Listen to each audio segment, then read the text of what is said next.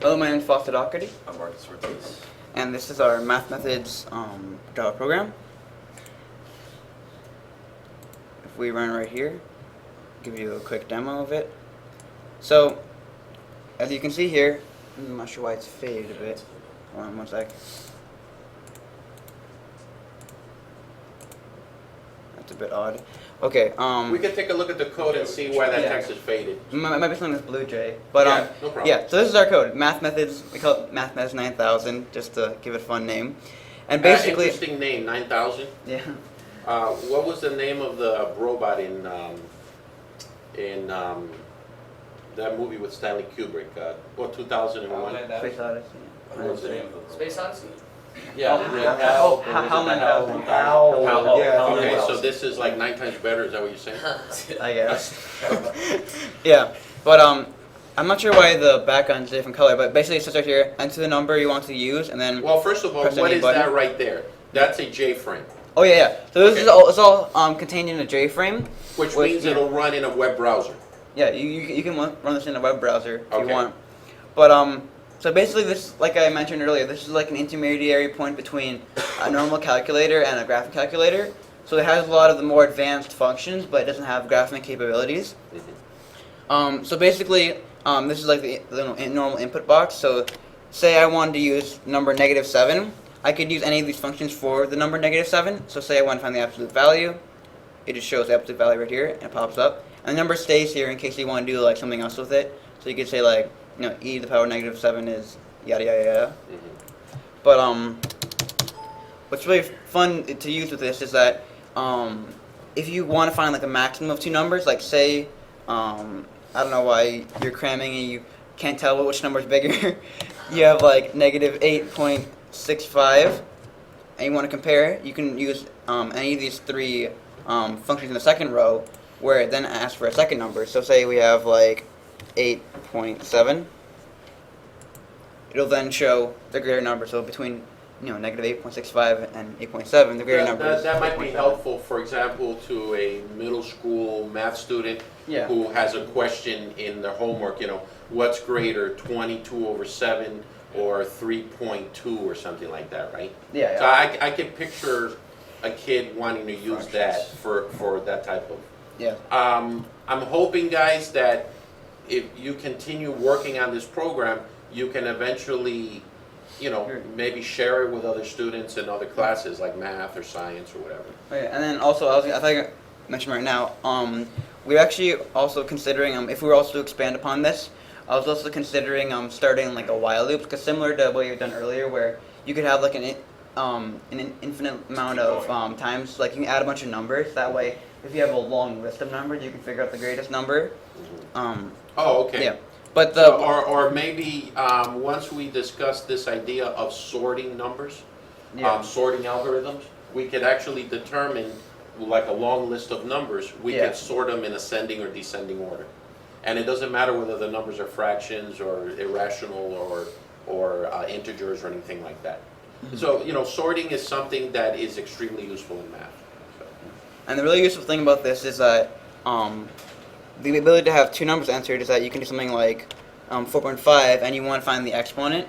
But the flaw with this is that you have to use decimals instead of using fractional values. So if you wanted to find like 4.5, like the square root of that, then you could just do 0.5. Anything number to the half power is the same thing as square rooting it. Uh-huh. Then you can figure that out. Okay, show us the code now. I mean, Yeah. there's the JFrame. That's the output. Show us the source code for the. Okay, so this entire program is run with two classes. Let me go to the other one here. The main one is the run method, which basically has everything that's doing the action.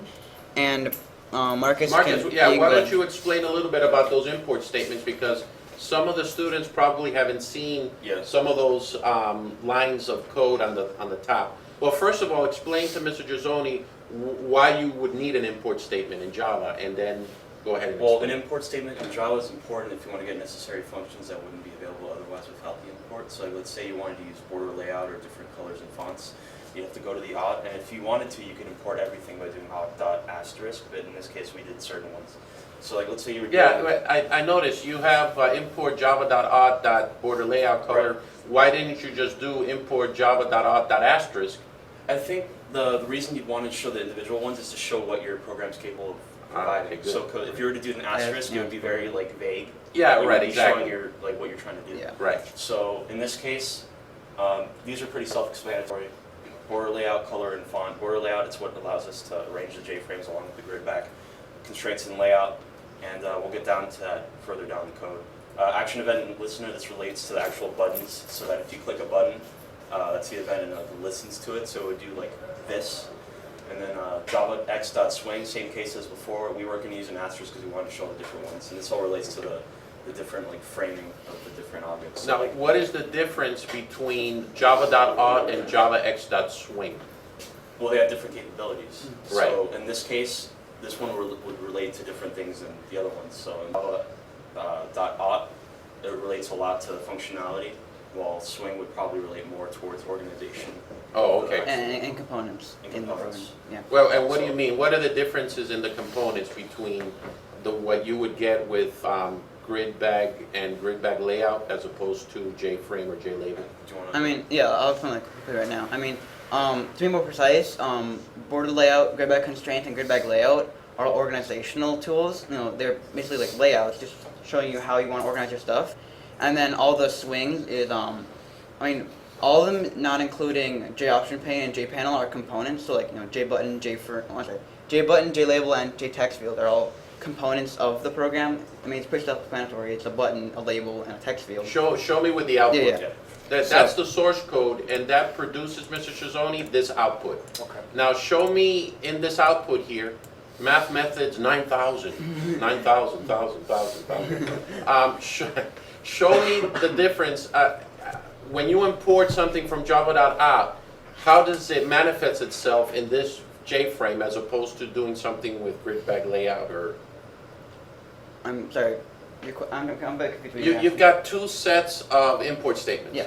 Okay, how do they help to create that Oh, yeah, JFrame, I see. which can run now on a browser or can run standalone, right? Yeah. On Well, Windows or Apple, on Yeah. a Mac, right? Well, the cool thing is that now that using both types of imports, basically all the swing elements that we're using, such as the buttons and the frames, you can all see this throughout the program. These are part of the GUI. You know, like this title and this label right here are both labels. Right, This text field, and then we have a large series of buttons. right. But we need things like border layout, grid bag constraints, grid bag layout to organize this. And I can give a quick rundown of how it works. Quite simply, it's the entire frame, which is big. Let me move it. The entire window you see is the frame. So Right. you know the very edges, and then it's divided into two different panels, which is really Yeah, it You can't yeah, write on right. the actual. Yeah, but I mean, I think it basically That's every a security feature in Java, by the way. yeah, everything, like the title, the label, and the text field are all contained. If you imagine like an imaginary box holding them all together, it's all contained there. And then, I guess if you're packing something like if you're moving something like that, you can imagine you would have boxes within boxes to sort things. So then we have another panel which is holding all these buttons. We'll get into that later. But basically, both of these boxes are being held in one larger box, which is then basically putting it in the truck, which is this big frame. And so what's pretty cool is that the layouts allow us to organize things to give a nice visual appeal, and to also not have like everything jumbled around and have the code kind of just guess where everything has to be. The cool thing that we can go into later when we actually go into the code with the grid bag, but basically we use border layout to say this top panel we're going to put it on the north side, use cardinal directions, and this button panel we're going to put on the south side, which basically means put one on top, the other one on the bottom. Okay, so let's just take one function, okay? Let's take, Okay. for example, the e to the x. Yeah. Okay, show me where in the run class you reference e to the x, and then show me in the other class how it's used. Okay, so yeah, so this is the code. Basically, we're just creating everything here. Oh, can you erase that? Yeah, sure. Yeah, we're basically just creating everything that the code's gonna be using. Instantizing it. But For example, Instantiating it. you mean. instantiating. Yeah. Yes. So the button what we're going to be using right here is we call it EXP. Visually you see it says E caret top for the power X, and then right here we have an action listener. Or basically, it's basically like an ear. Like humans, the only way for us to hear things is to have ears. So this is basically the button's ear that it'll be able to hear when we press it. So this is basically where the ear is. I guess you could say where the ear is. So right here, we have something called an action event, which is basically when a button is pressed, something happens. This is called an action event E, and we use e.getSource to say, okay, if this button is pressed, which is, in this case, we're going to be using EXP. So basically saying, if this button, EXP, is pressed, do this code. And this is where all the fun stuff happens. So basically, you've got this frame, and you've got a button called EXP. Yeah. When the person clicks on EXP, whatever number it is, this particular method is going to run. Circle that part of the conditional statement. It's going to run that part there, as opposed to the other parts. Yeah. Okay. Now, what about the parse method? Why do you need parse? Okay. The parse that is actually a void. Oh, sorry. You can explain. Actually, you can explain this, Marcus. I'll bring you up to it. Marcus? It's Well, right here. Parse. Well, Yeah. parse is what it actually allows it to be like evoke the actual action. So here it says input text equals input.getText. This is what's actually like allowing for the transmission between the actual function and the input text. Right. So like if you have input double equals double, that parse double input text, this is either like whether or not you're doing one text field or two text fields. Mhm. So like let's say you have X and Y and you want to do only for X, input.getText, X and Y, it'd be doing both. So But what you're doing is you're calling on the parse double method of the double class. Whatever the person enters in that input box, doesn't parse double convert it to something? well, yeah. But Yeah. Basically, what it's doing is it's taking the text field input that we give it, and it's changing it into a double. That way, we can use it for the math. A double is a floating point decimal. okay. When you enter something in an applet in Java, no matter, even if you enter a number, it's actually a string. Mhm. And what you need to do is you need to convert it to the proper data type if you want to do math with it. Because if you don't do that, if you enter the number 7, and let's say you want to add 7 and 3, if you don't parse it, it'll just give you 7, 3. It'll append the two strings okay. as opposed to convert them to integers and then add the two integers. Yeah. So we do that before, and a common mistake, and I think someone else had made a mistake earlier, was that Not you me, have I didn't make that mistake, but go ahead. you have to make sure that this code cannot be part of the main code right here, Oh, because good point. when everything's being created, the problem is that if you have it saying like input text equal this text, it starts converting things. It'll immediately, when the program is created, it'll try to convert things immediately, and obviously that won't work because you don't have a chance to put in what you want to put or do whatever you want to do. But so that's why we have it when the person presses the button, then it'll take all the information, convert it how it wants, and then it'll start using the functions that we have set for it. So yeah, so basically this parse is just referencing this void right here, which Marcus was explaining. And then this is where our use of classes come in. The other code we have here is our methods class. Marcus, you can explain this. Basically, actually, one quick thing before it. Let me just interrupt you real quickly. Okay. The reason why students want to create classes in Java is that for reusability of code.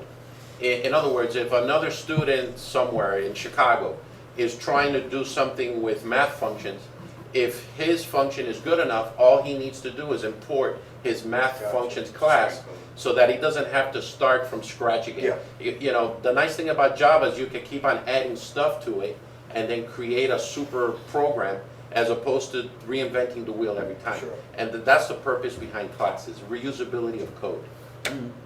And then, but what I was saying, one quick thing before we use this. I know this is a bit new to everyone in the class right now, but we actually have two constructors for this method, since we have functions that are using both one number and two numbers. So a quick little explanation. These are both constructors, which basically is just taking an input and it's bringing it into this code. That way we can use it. But we have two of them because, say we're using the max or like the power, we have two numbers coming in. So if we only have accepting one number, it won't be able to do any of these functions because it'll only have one number to work with. So that way we have these two functions right here. So if it's only one number, like double x, then it'll only change it to x. But if we send it two numbers, it'll also have the capability to take two numbers. And it's just like when you're creating a Gulliver Schools class in Java. Well, the IDs now, the student IDs have letters and numbers. But let's say in the future, student IDs should just have numbers. You want to have more than one constructor to accommodate the different types of data that you might be inputting in the class. Well, what is that called when you have more than one type of constructor or more than one type of method that kind of accomplishes the same thing but with different types of data? What is that called? Overriding? Close, not overriding, overloaded. Oh yeah. Overloaded, right? Overloading method. Yeah. Okay? Overloaded methods, overloaded constructors, same thing in Java, okay? We're going to be doing a lot more of that in the next few weeks. So think of that, okay? Think of ways of being able to accommodate different types of data, okay? Okay. Yeah, and then Marcus, you can explain how these functions work, specifically exponential, because that's what we're on the topic of. So here, can I just like side by side the windows? Yep. So, Alt P, Marcus, for a minute. Okay. so now I'm going to demonstrate the methods class. And- Before you do that, Marcus, Daniel has a question. Yeah, would you recommend when you're making these, because you have a parse method that you call upon? Yep. Can I see your action event void there? Because mine is gonna get sort of crowded when I'm writing it. I don't Scroll know. down. Yep. Yeah. So. So what's parse 2 then? That's if you have the Yeah, that's two. Yeah, what the we have two two numbers. numbers. Because okay, we don't want to run, because it's kind of similar where if we had a parse that had for both numbers, then it'd be like confused because we only gave it one number. That's right. Yeah. But he brings up a good question. If you want to parse something twice, why don't you run the same method twice as opposed to doing two different methods? Because the text fields, they're completely different text fields. Oh, Because, they're two different text yeah, fields, yeah, okay. You're putting afterwards. Okay, that's right, okay. We're dealing with two different input boxes. Yeah, and not only that, but it kind of makes it a lot easier to use it like that this way, because then we can know not only if it's just parsing, but if we have a parse too, then we know that if we're referencing back here that this specific code is using both. Okay, values. for future reference, guys, please make sure to comment your code. Because if I would have looked at that, I don't see any comments in the code. If I would have seen that comment, I would have been able to catch up on that, catch that right away, as opposed to, okay, well, why is he using two different parse methods? Right. Okay. All right, continue. Good. So as you can see here, when we're writing our for public void action performed, we do, like for example, we want to do sorry. So we parse and we get methods b equals new methods input double, and then it shows for the output b dot exponential. So this recalls back to the methods class. So if we were to scroll down here, right here. So double b equals math.exp, which is of the number, and number is what we actually define the input number as. So if we were doing double b and then that function, what does it actually recalls back to math for the math class, and it does this for all the other constructors as well, for all the different functions of the math class. So if we were to go down here as well and see double maximum, this is going to use number 1 and 2, or just number 2, and then it returns d. So as you can see, all the different letters, they refer to the different actual parsings. So, And why is it that when you're referencing a method of the math class, you don't have to create an object of the math class? Well, this is because, it's almost like the way we're accessing the methods here. The math class independently has its own functions that that allows us to just enter parameterized values into. So like with the EXP, basically as saying reference this math class, which is used by Java universally, and go to that class and say logarithm, and then in that math class it has the complete function of how to find the exact logarithm with base 10 of that number. So you're referring And the same to- thing for exponential, yeah. So Okay. it's almost like we're referencing something to go reference this universal class. Okay, so this universal class, which doesn't need to be instantiated, Yeah. just remember this is called static, okay? A static class in Java It's not. is one that does not need to be instantiated in order for you to use the methods of Basically, that kind class. No, you don't have to create an object in order to use the method of that class. Remember when you were doing the polygon class? And you wanted to reference some method, I don't know, calculate the area of tetrahedron or something, you had to create an object called myPolygon, Yeah. and then do myPolygon dot calc area or whatever. With this, you could just say math dot calc area, and it'll automatically do it regardless of how many polygon objects you have. And that's because it's a static, not an instance class. But we'll reinforce that later on in as we continue to research Java and all that, okay? Yep. Okay, very good, gentlemen, very good. Any questions or comments? Questions?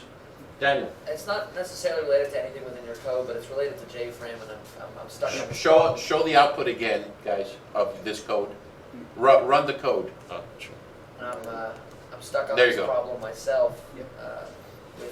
within JFrame. You're trying to do JFrame also. Yeah, and because what we're doing is we have this triangle program that finds different sides and angles of the triangle with whatever information you give it. So if you give it Right. a couple sides, it can calculate all the angles and whatnot. And we have multiple text fields, Okay. but And not just one text field. not you have just one. multiple. That's why I was hoping that they might select, but it's a little different. But they probably know, can help me because the user doesn't always fill every text field. Ah, He just needs to fill the information he has, and the computer can calculate the rest for him. that's the problem. And the problem is I can't leave the string unassigned at the end of the program Right. with any value.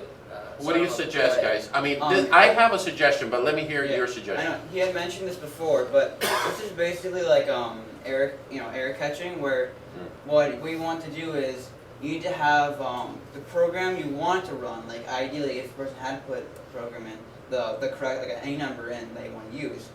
If someone had put something in, then you would say it'd be like an if else statement, like if this happened, which would be the problem and the error, like if it was empty, Mhm. then you would have like some way to return back, or like I was mentioning you may want to use for a JFrame, you can use repaint, which basically just resets everything, Mhm. and sets back to the beginning.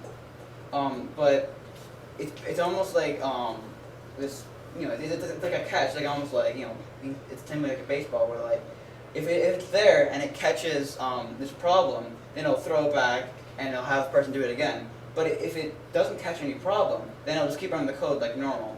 So I mean, That's the nice thing about Java that's different than C++. If you have any little thing wrong with C++, the whole thing will compile.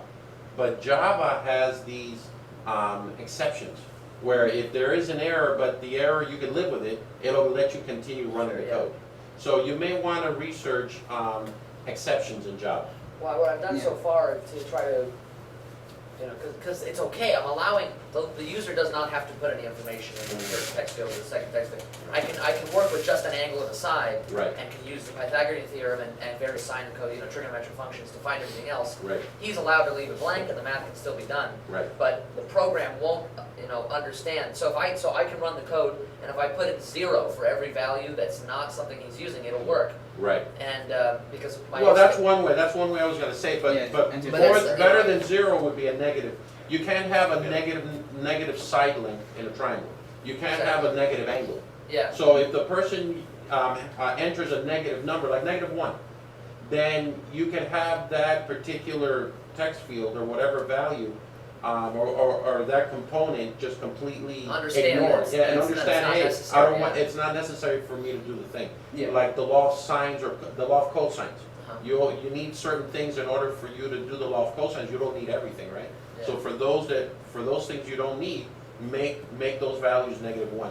But explain it to the user when you run the program. because I've tried, what I do is it parses the string into a double, and the double is initialized at 0. Right. So I'm able to analyze if this is left at 0, do this. So the doubles, I've just been setting it to 0. I don't know exactly what I'm supposed to write in my if statement, because I have if the string is null, Mhm. then assign it 0, and then, because I won't need it anymore after the Right. code's done. But it's not working, I don't know. Yeah, if you- because there's a difference between null and space, quote, space, quote. We'll talk about that soon, okay? You can have a string that has, like a space as its value, or an undeclared string that has, by default, a value null. Java doesn't like that. Okay. Yeah, it's like, there's a difference between the number 0 and the value null. Yeah. And that's what you're getting at, okay? We'll talk about that soon, okay? All right, John, very good presentation. Alt P, please.